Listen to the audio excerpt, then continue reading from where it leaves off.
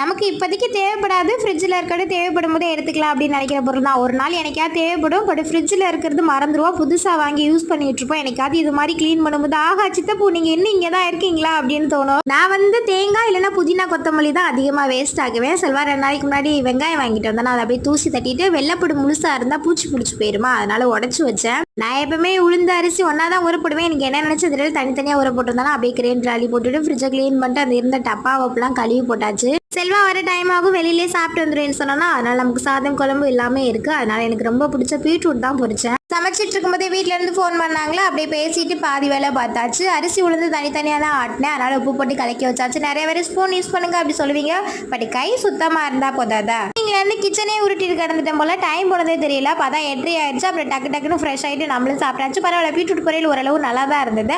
அப்படியே சாப்பிட்டுட்டு லைட்டாக கிச்சனை க்ளீன் பண்ணிட்டு ட்ரெஸ் எடுக்கவே மறந்துட்டேன், காய போட்டு தான் ஓடி போய் எடுத்து எல்லாத்தையுமே போட்டுட்டு செல்வா ஃபோனுக்காக தான் வெயிட்டிங். அப்படியே பேசிட்டு நம்ம தூங்க வேண்டியது தான். இன்றைக்கி நம்ம ஃபேமிலியில் விஸ்வந்த் செல்லம், தரணிகா, மணிகண்டன், முகமது ஆசிப், சந்தியா, சபினா, ரேகா, யோஷ்னிகா, சூரியஸ் பிரகாஷ் உங்களுக்கு இனிய பிறந்தநாள் நல்வாழ்த்துக்கள்.